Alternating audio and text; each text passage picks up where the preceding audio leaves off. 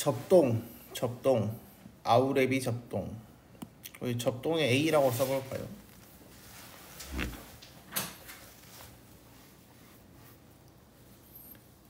A.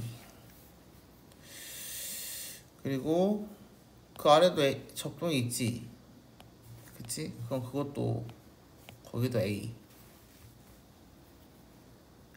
아우레비에는 B, 접동에는 A. 써봤어요? 이거 이제 우리 현대시 저번에 그 개념 배울 때 배웠던 AA, BA 구조에 대한 이야기죠. 이해되나요? 여기서 봅시다. AA, BA 구조. 운율을 형성하는 방법이었다 라고 보시면 되겠습니다. 여기서 이 접동이라는 거는 접동의 체크. 작품 제목을 볼까요? 작품 제목이 뭐예요? 접동세죠. 그럼 이 접동은 뭐가 되겠어요? 울음소리. 그렇죠. 울음소리에 대한 이야기겠죠. 그래서 여기서는 뻐꾹뻐꾹 울음소리 다 뭐예요? 음성상징어에 대한 이야기죠. 그래서 음성상징어 가로 열고 의성어. 그래서 여기서의 접동은 접동새의 여기서의 접동은 접동새의 울음소리다 라고 체크를 하시면 되겠습니다. 자, 그래서 접동새의 울음소리가 들렸다라고 했으니까 청각적 이미지가 쓰였다라고도 볼 수 있겠어요. 이해됐나요? 진두강 가람가에 살던 가람의 체크. 이제 단어를 알면 좋아요. 가람이라는 것은 강입니다. 강의 순우리말이에요. 거기에 써볼까요? 강의 순우리말.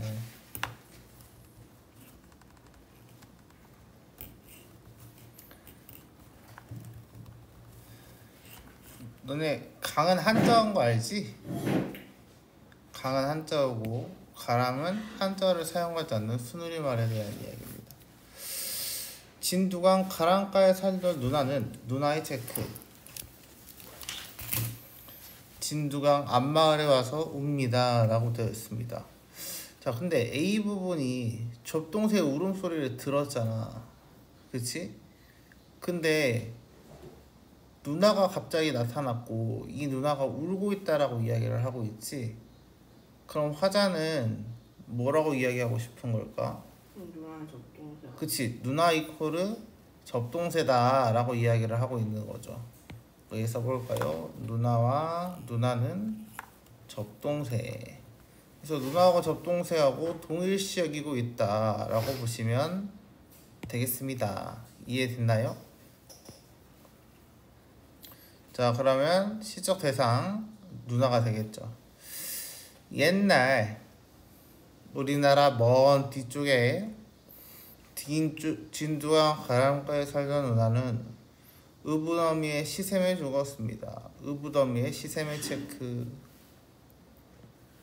의붓어미가 뭔지 아나요? 계모예요. 계모가 뭔지 아나요? 가짜 엄마? 가짜 엄마라고 하기엔 좀 그렇지. 친엄마가 아닌 거지. 이해됐나요? 거의 계모 친엄마가 아님.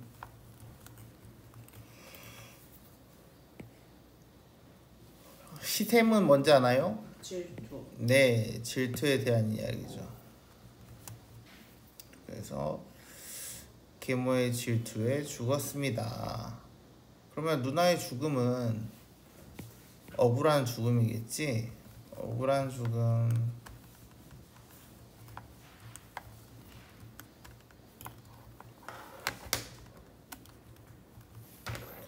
자, 그래서 억울하게 죽은 누나에 대한 이야기였습니다. 누나라고 불러볼까? 오오 불서로 오오의 체크 뭐죠? 영탄. 네, 감탄이니까 영탄입니다. 감탄, 영탄. 시세움에 몸이 죽은 우리 누나는 죽어서 접동새가 되었습니다. 누나가 접동새가 됐어요 라고 다시 한번 대놓고 말해주고 있죠. 여기까지 이해돼요?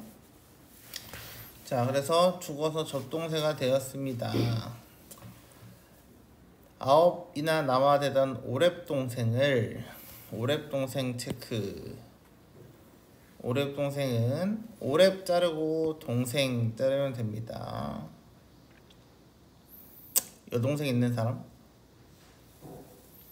오빠 있는 사람?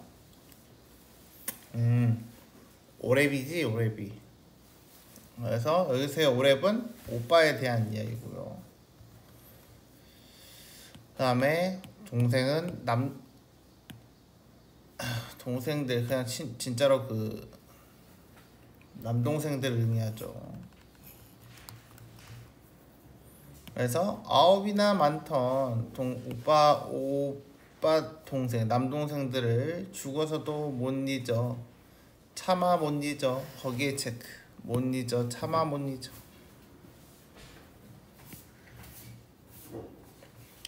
이게 바로 뭐야?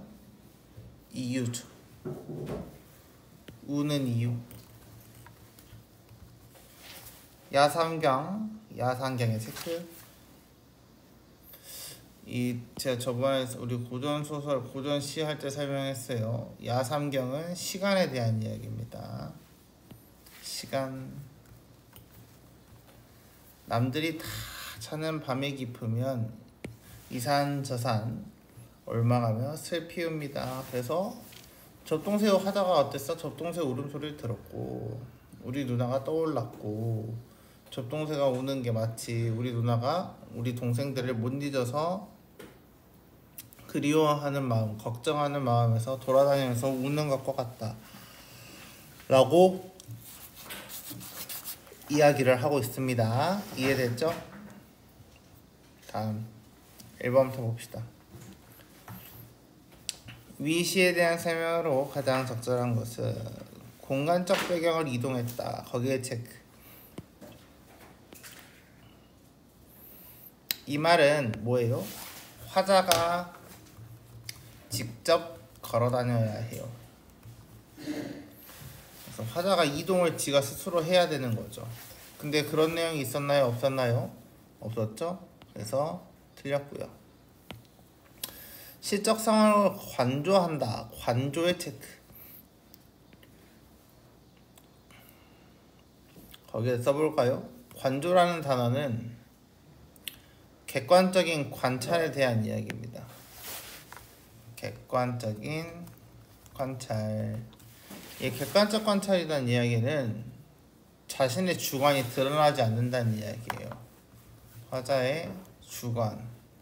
근데 여기서 또 주관은 뭐에 대한 이야기야? 생각, 느낌 이런 것들을 드러내지 않는다 라고 이야기를 해야 되는 거죠. 근데 얘는 본인의 그 접동새를 보고 누나 같아요, 서러워요 막 이렇게 이야기를 했지. 그러니까 객관적인 관찰 자체가 안 된다는 거죠. 구체적인 지명과 방언을 사용하여 향토적 분위기를 형성하고 있다. 진두강 그런 게 구체적 지명에 대한 이야기고요. 그리고 방언도 사용됐죠. 저기 오랩동생이 오라비의 방언 남동생 이렇게 써져 있었죠. 그래서 답은 3번이 되겠습니다. 이해됐나요? 다음 말을 주고받는 방식의 체크.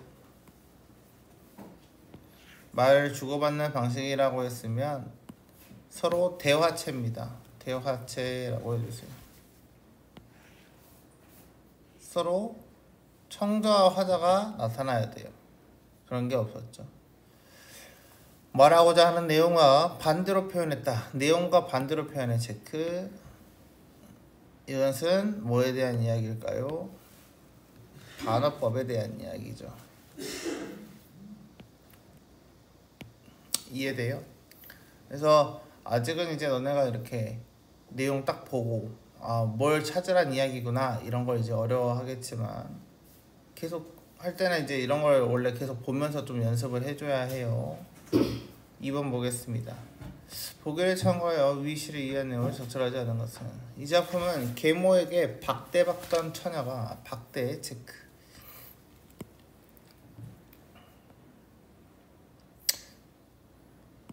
이 박자가 뭐였지? 기억이 잘 안 나나? 두드리. 여기서의 박대라는 거는 그 너네 미인 방명이라고 들어봤다고 했나? 네. 아름다운 사람은 명이 얇다 이런 이야기거든. 명이 짧다는 이야기야. 그래서 여기 박대는 대접을 받지 못함 이렇게 봐야 돼. 이해되나요? 대접을 받지 못함.